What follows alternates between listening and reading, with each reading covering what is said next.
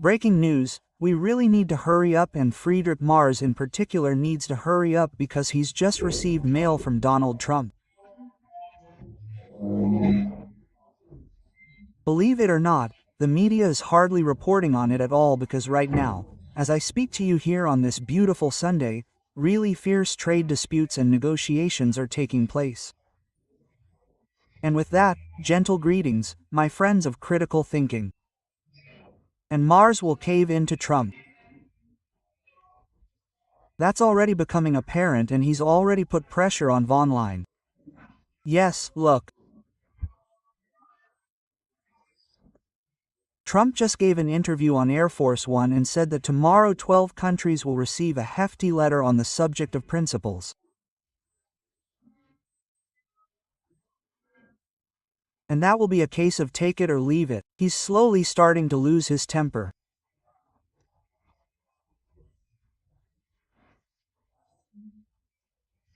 What I have seen here in the past is that the European Union, with all these convoluted agreements, with all these complexities that have been created, with these non-tariff trade barriers and whatever they are called, but also with, for example, these high penalties, constantly imposed on US corporations and so on, has cobbled together a huge, so to speak, huge, behemoth of customs duties that far exceeds what the US, for example, demands in the form of customs duties from European companies and so on.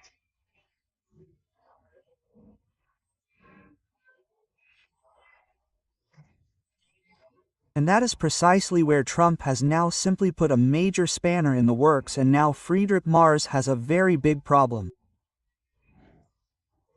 Germany is the last in terms of economic growth, because we have none.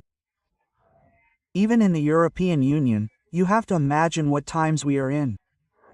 Even France has better economic growth than Germany. You have to imagine that, although the government share of GDP is both good and bad, if even France is growing faster than we are, then things are not looking good. That means, to stick with this analogy, you may remember the other day when Trump and Zelensky were in the White House, where he said, "You don't have the cards." Yes, we don't just have no cards in this negotiation. We don't even have any chips. We have nothing to play with. And March knows that now. There are always barrages of incendiary letters from the industry to March. The warnings from BASF and company about how many jobs and how many will be lost. We are increasingly recognizing this. So we here at Action MIT Cough, especially you viewers, said 2 years ago that none of this energy transition and so on would work. Neither North Rhine-Westphalia nor green steel nor hydrogen. We all knew that. We have said it over and over again. I still remember standing on the roof in the old house, with the heat pumps and so on. Yes, it's absolutely crazy. And of course March knows that now, that he has absolutely no say in this negotiation that is currently underway, right? Zero. Not at all. And that's why he's now hold on tight.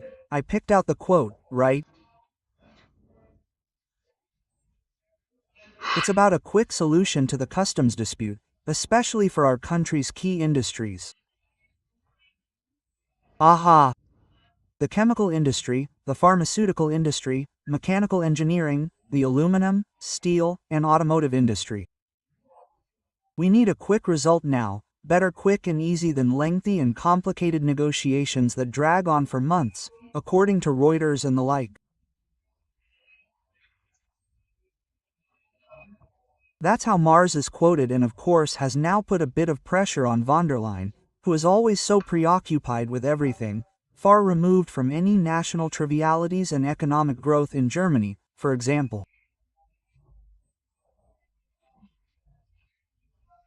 I and the like say, no, we're implementing the DSA now and all the US companies are really getting a hard time now, and as for digitalization and innovation, well, in the EU, the innovation and digitalization champions are probably especially in the area of surveillance. That means that if we somehow do more digitalization, then it will only be for surveillance and such. And the Berliner Zeitung has now written an article about this and writes very, very, very aptly, Trump wants simple price cuts. Yes, he thinks like an entrepreneur whose primary interest is always the reduction of complexity. In the EU, it's exactly the other way around. There are few things in which the Brussels authority is as competent as in formulating arabesque incomprehensible terms, the virtuoso use of hidden disadvantages for the unpopular or the invisible favoritism of favorites.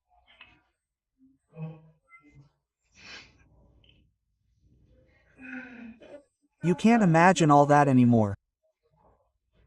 But you still say that we will not withdraw anything from the DSA, none of these penalties for Facebook, Meta, Google and so on in any way.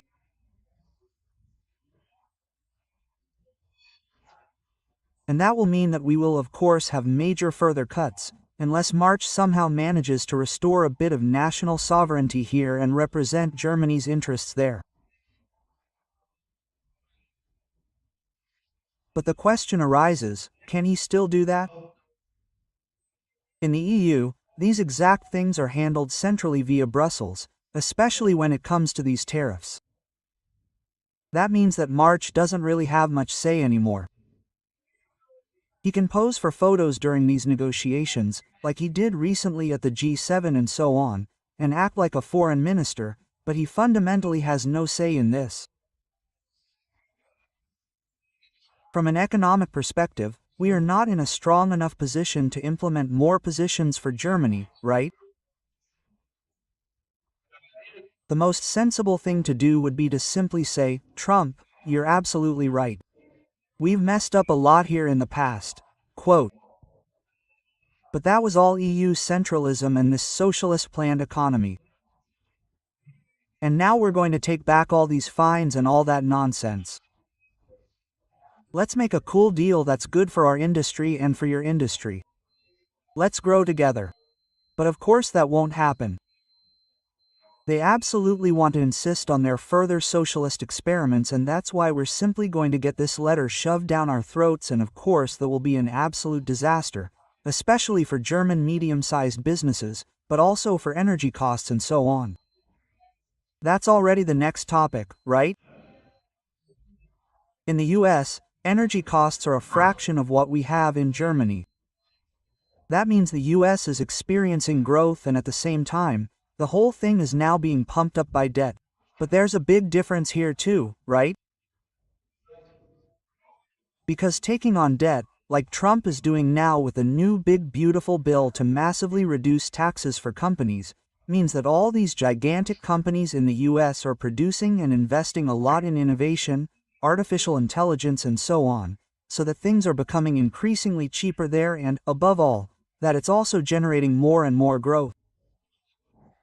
And of course, you can use this growth to finance these debts. But now we're asking ourselves, what are we taking on debt for here in Europe? For some tanks that stand around in some warehouses all day long, they don't do anything for the economy. As the article puts it very well, that's not economic growth, that's consumer spending. Ay. Real chasms are going to open up now, and I'm really curious to see how March will deal with it, because slowly, when it comes to all the election promises, now the electricity tax and this whole story, this electricity tax thing, it's a bit like the gas levy. Do you remember? The gas levy was basically Habeck's first big failure back then in the traffic light coalition, and the electricity tax was the first, well okay, not the first, but one of the other big failures of March. And now his support in the CDU could gradually wane if he doesn't start producing results here. And that's exactly why people are now suddenly starting to say, we need a result really quickly, we need it really quickly, really quickly. And that's why he's going to cave in to Trump. Just wait and see.